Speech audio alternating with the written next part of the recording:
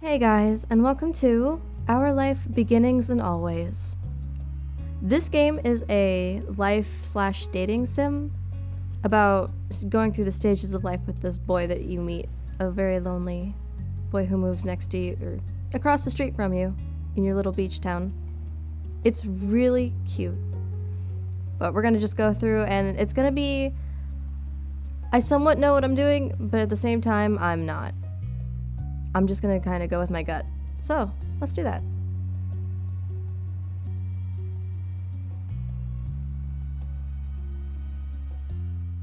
Alright, let's stylize a character. I'm gonna kind of go with... Let's go with oval. There we go. Cool. Cool. And brown. Next. We're gonna be a nerd. Maybe a little bit of a nerd. That's cute. And then I want to do a scar on the chest. Yeah, I like it. So you can pick your pronouns in this game, which is really rad. It's very representative. I don't know if that's the right word, but you know. Oh, and there's a free DLC where you can pick one of these names and they'll speak it, and I got lucky. Ash. And Ash is in here. And you can change the spelling, and he'll still say it the way you want it to, this way it's, said. So we're gonna go Ash Grinthos, and going with she, and we're good. Let's go. Summer in Sunset Bird was a special time of year. Your usually sleepy town began to bustle. It was a popular tourist destination, with people coming from all over to enjoy the beach, the weather, and the relaxation that came with both. The smell of the ocean, crisp and salty, hung in the air, bringing 3 whole months of schoolless vacation with it. During the summer, your moms didn't like you to wander too far outside of your neighborhood, so you knew the area pretty well. That included the people. Families came and went from Sunset Bird, but they mostly stayed and did what your mom called putting down roots. They built businesses, they got to know each other, and they definitely said hello to the nice young kids who waved in passing their stores. Going for a walk around town mostly meant that the familiar, friendly residents waved or asked you how your family was, or, most often, just said hello.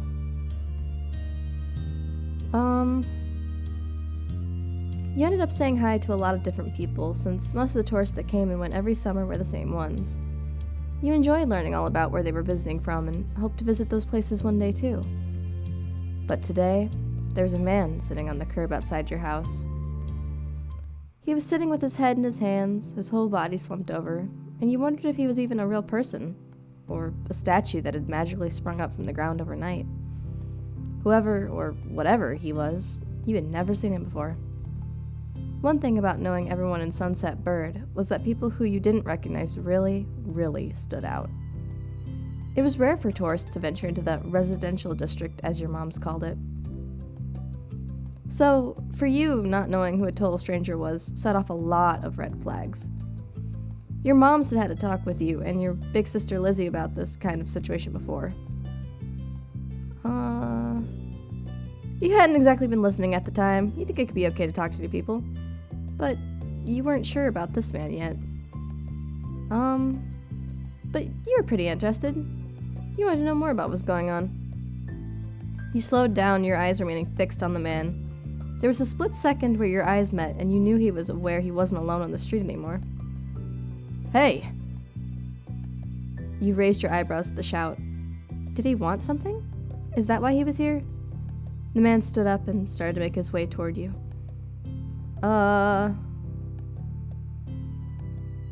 Still unsure about him, but willing to be friendly, you offer the stranger a smile. The man gives a grin of his back.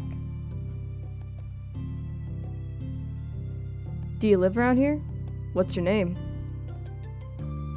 You looked the man up and down, taking in his tan skin and relaxed appearance. At least his clothes were relaxed. The way he was acting wasn't. He had sharks on his shorts and a stingray tattoo, and you wondered if he was obsessed with the ocean or something. While you made your assessment, he looked at you expectantly, waiting for an answer to his question. I live right there. My name is Ash. Great. Nice to meet you, Ash. He gave you a broad smile, relief settling on his face. He reached into his pocket and pulled out a clean $20 bill. It crinkled in his hand as he held it up to you. Even more confused than before, you looked up at him. Well... Could you do me a favor? Nothing bad. Sorry, I should've... Let me start over. He cleared his throat and stood up straighter. From where you were standing, it just made him look creepier. I have a son. His name is Cove, who's about your age. Cove. That seemed like a strange name for an actual living person to you. Actually, you thought that was pretty cool. You never met anyone with that name. Wow, you've never met anyone with that name. We moved in across the street, see? He gestured toward the house that had been empty for a year, his watch catching the late afternoon sunlight and reflecting off the walls. The gigantic for sale sign was finally gone. You must be Ash Crinthos, right? I met your moms earlier, and they told me you were 8, just like him, so... He shook the $20 bill to bring it back to your attention, a hopeful smile tilting his lips at the corners. Can you try to be friends with the boy? Just give it a chance, and you can keep this. He's a good kid, you'll like him. Do you mind? But you've got to keep it a secret, too, okay? It wouldn't be friendly to say his dad sent you. Did other kids really get their parents to pay for friendships? I like both of these options, but you kind of felt sorry for Cove. This definitely wasn't the normal way kids made friends. You knew that. What'd you say? Oh, what did you say? Want to make a deal? I don't want the money. I don't want to be paid for that. It's too weird. He deflated enough to notice, but not completely. Are you sure? It won't be so bad. Even if it's just for the summer, that'd be enough. That only made this sound more strange to you. Why does it lasting for the summer matter? When it was clear his initial strategy wasn't going to fly, he tucked the bill into his back pocket and changed the request. I get it. You don't have to. Would you be more comfortable with he and I coming by for a normal visit? No money involved.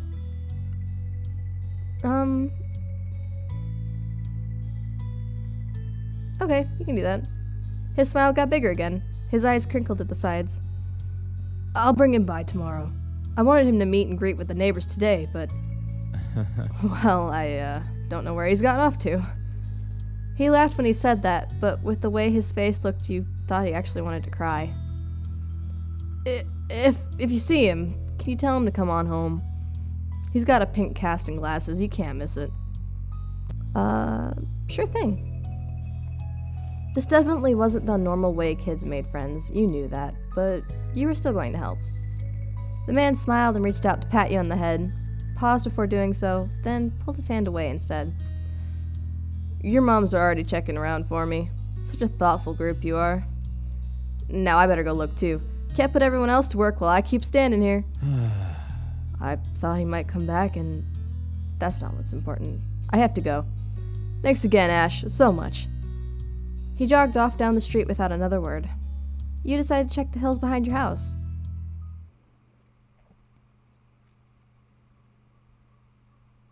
Step 1, first sight. The chirping of crickets in the tall grass greeted you, quiet and familiar. From the top of the hill, you could see the ocean. As you walked, you listened to the crash of the waves on the shore and the seagulls squawking as they settled down for the night.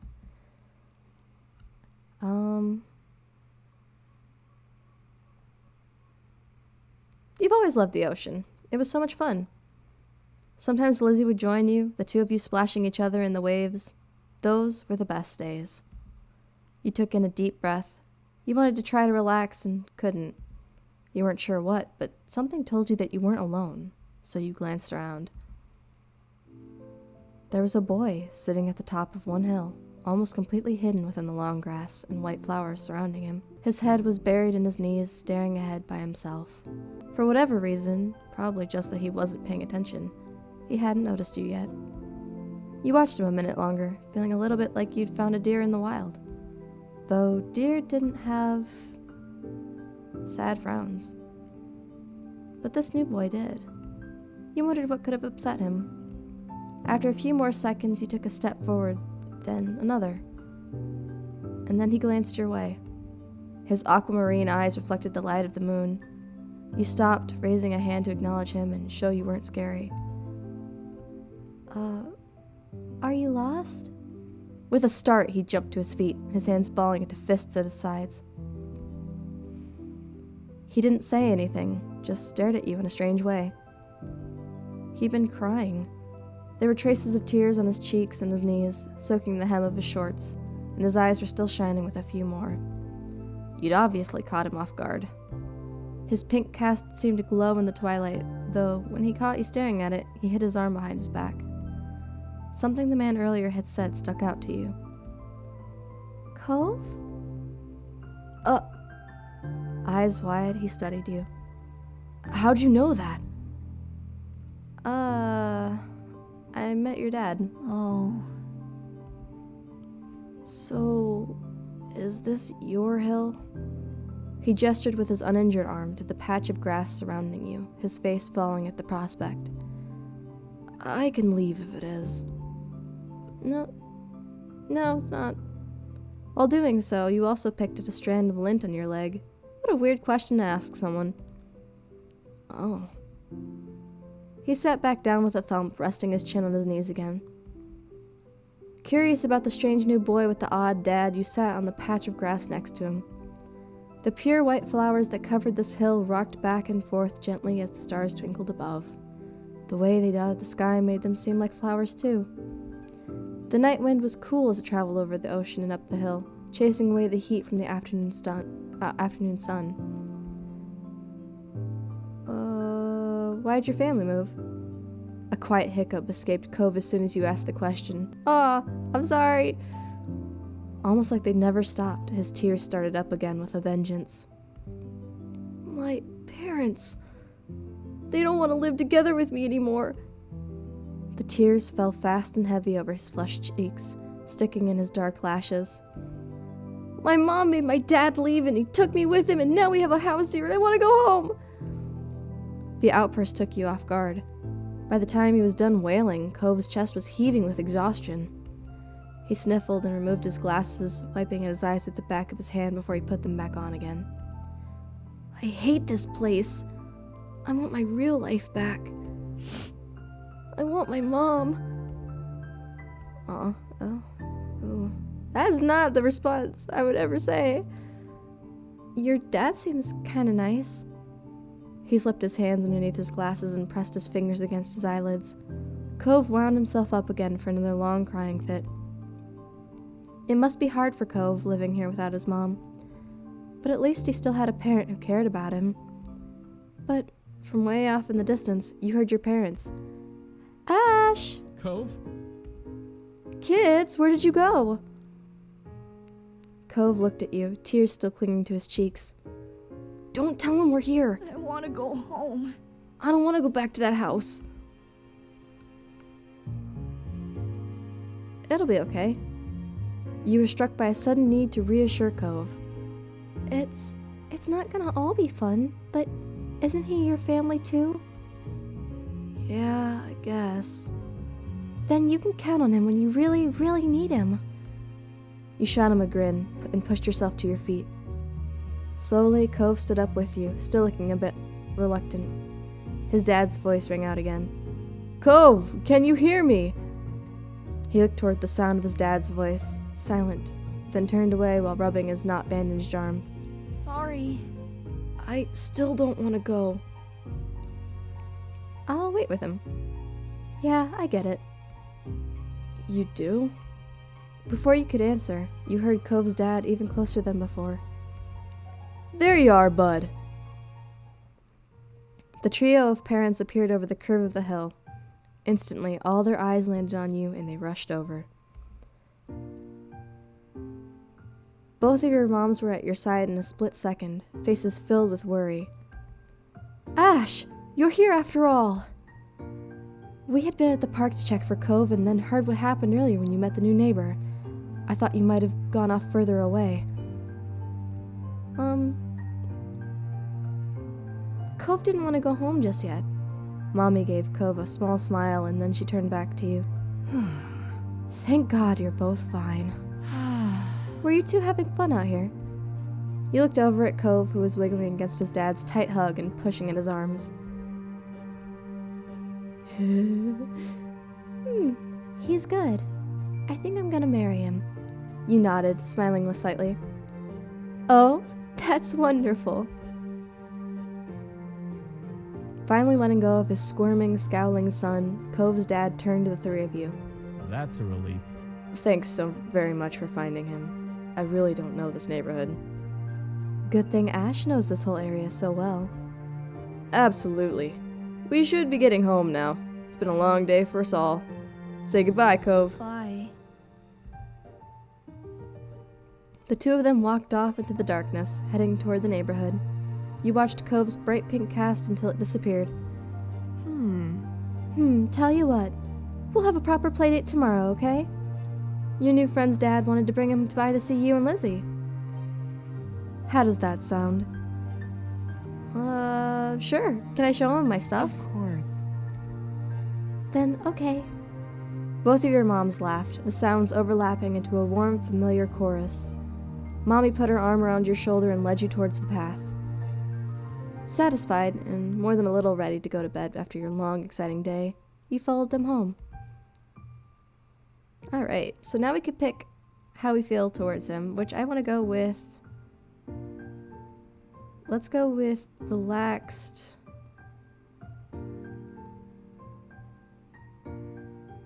Should we go relaxed crush or nervous crush? Ooh, that works. Yes. The next morning, you finished your breakfast so fast that you practically inhaled it. Your sister Lizzie had run out earlier to go play, but you'd stayed put. Today, just like your moms had promised, Cove was coming over to hang out. Excited to see your new friend again, Ash? Yeah, a lot. If you were going to get married, it made sense to be around each other. How sweet. Isn't that just the sweetest thing? I bet the two of them are going to be great playmates. Okay. With that said, are you done with your breakfast? Yeah. With all the exasperation an 8-year-old can muster, you looked at your empty cereal bowl, then at Mom. Okay. Okay, attitude kid, we see. Good job, he should be here soon. Cleanup began, and then, on cue, there was a knock. It was hesitant, like the person wasn't sure they were in the right place. Still loud, though. We need to get a more obvious doorbell. I know. Ash, could you get it? You're sending your 8-year-old to open the door? When I was young, my mom wouldn't let me, approach the door when I was, 8 years old. You practically leapt out of your chair on the way to the door. Hey, Crinthos family. Thanks for having us. Mr. Holden, as your moms have called him, and his son were here. Cove looked different in the bright lighting of your living room, and when he wasn't crying. With his dad standing in front of him and Mommy behind you, you and Cove looked at each other. Pleased to see the interesting new boy again, you smiled at Cove. Cove returned to Chiley. Let's go play in my room. Okay. Take care. Let us know if you need anything, you two. Have fun, kids. See you. See you later, son. Play nice. You led him to your room, puffing out your chest a little bit at the sight of your treasures. There were lots of stuffed animals, a cool bed, and a window to look out. It was a great room. You hadn't had anyone to show it to in a while, but you were really proud of it. He leaned in a little closer to one of your drawings in the wall. I like this. Thanks. You're welcome. You smiled at him. You were proud of that particular piece of art, and you were glad he noticed it. He turned to look around the room a little more, studying the books on your desk and the pictures on the walls. You were glad for the company. It was nice to have someone new to play with. Then his eyes landed on the tiny box of beach things you'd collected, tucked away by your door. He took a step towards it before hesitating and pointing at it instead. What's that? A hoard of stuff I found on the beach. Oh. Do you have any driftwood in there? Dragging the box into the middle of the room, you and Cove flopped down next to it. I think so. Yeah, see? He gestured to a piece at the bottom, still covered with specks of sand. Neat. This is a good collection. You got the sense from the tone of his voice that he wasn't just saying it to be nice or to be like Shiloh. He actually meant it. Oh, right. I almost forgot. Sheila was gonna be here today. Shiloh? Lizzie's friend. Or, like, her #1 fan, I guess? Do I have to see him? It should be okay. I mean, he's Lizzie's friend, not mine. But, you know. Come on, check out my shells some more. I found this one under a big piece of seaweed that had washed ashore, and... You pulled out seashell after seashell, explaining where you'd gotten each one and holding them up against the light. There were big ones, small ones, pink, purple, and orange. Most of them you washed off in the bathroom sink when you brought them home, cleaning off the sand.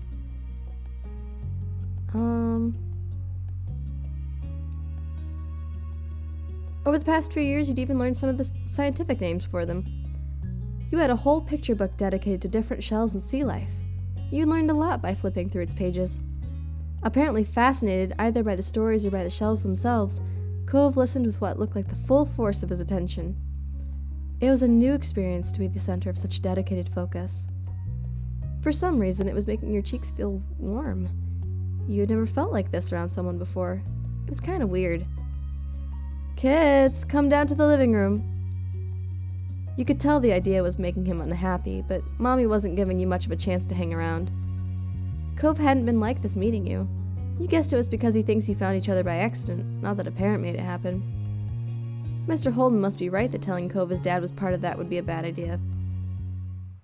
Before you knew it, you'd both been escorted downstairs and deposited in the living room, ready for Sheila's visit.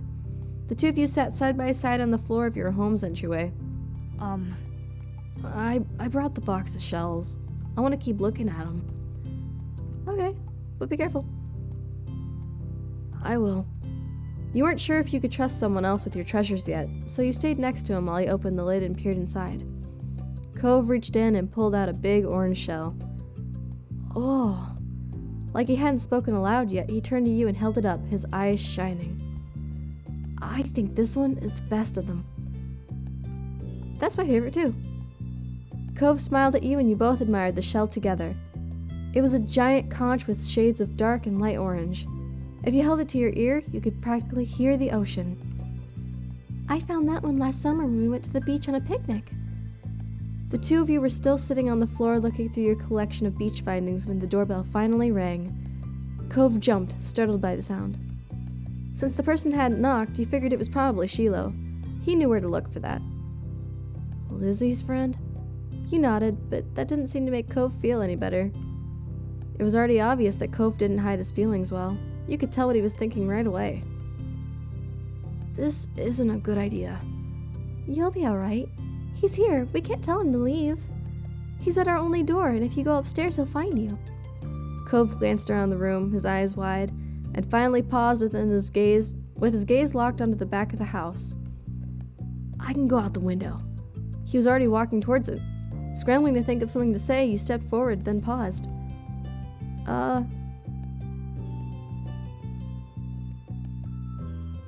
Good idea, let's go.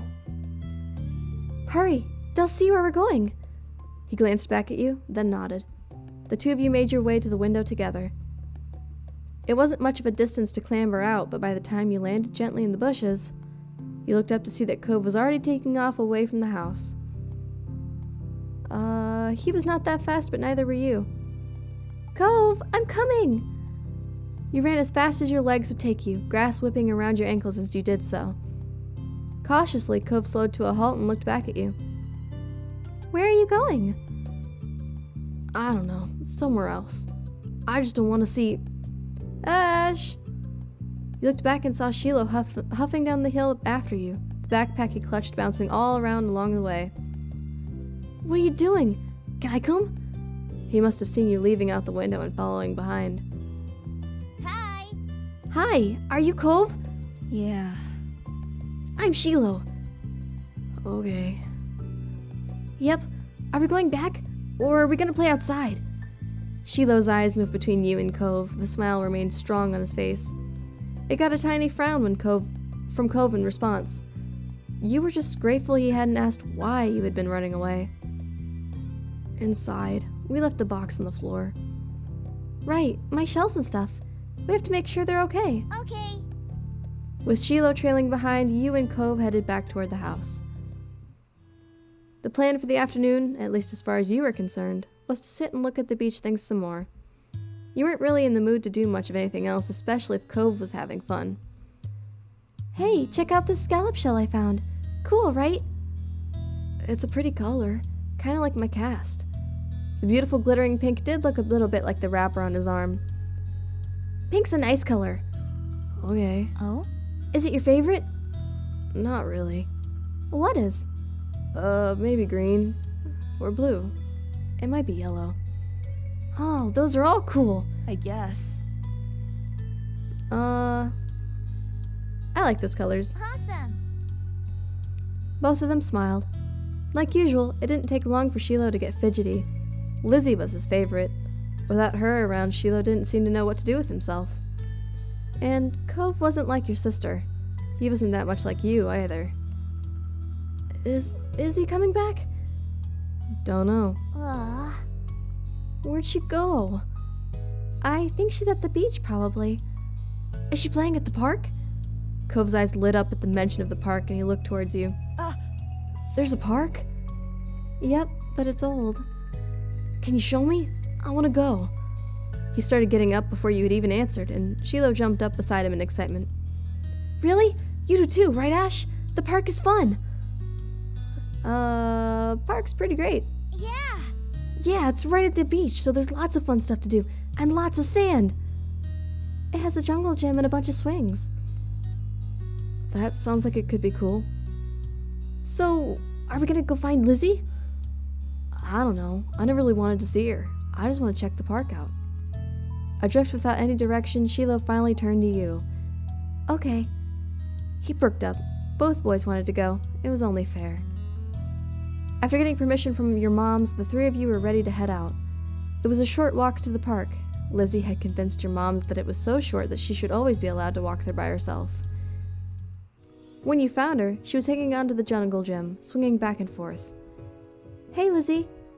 Her face lit up when she saw you, her big brown eyes going wide. Ash! Shiloh! Hi!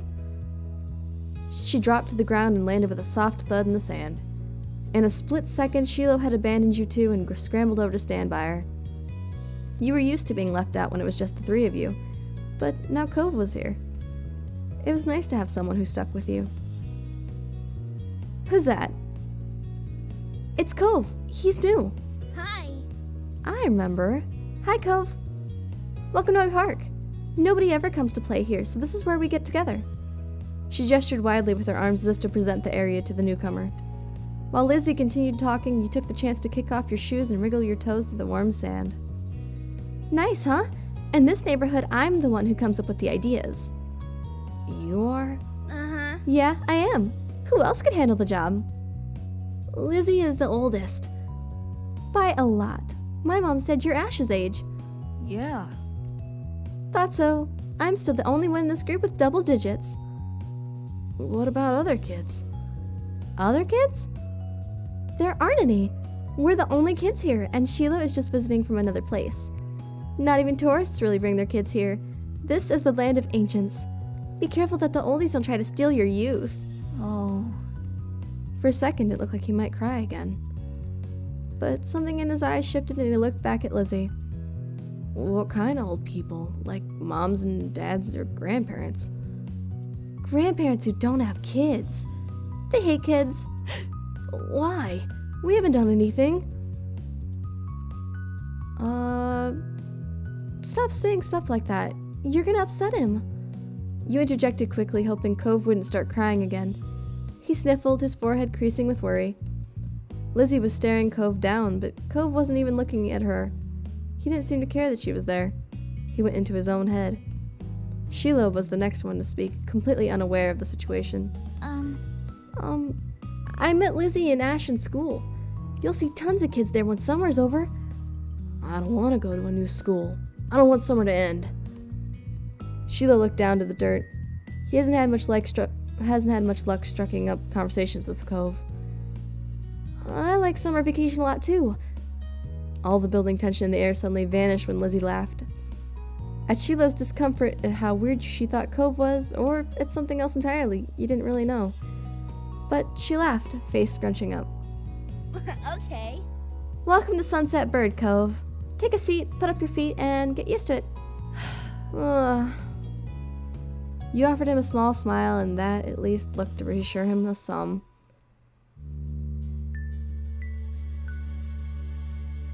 For the rest of the summer, Cove was always there. You saw him more often than Sheila, and on some days when she was in a bad mood or busy, you even saw him more than Lizzie.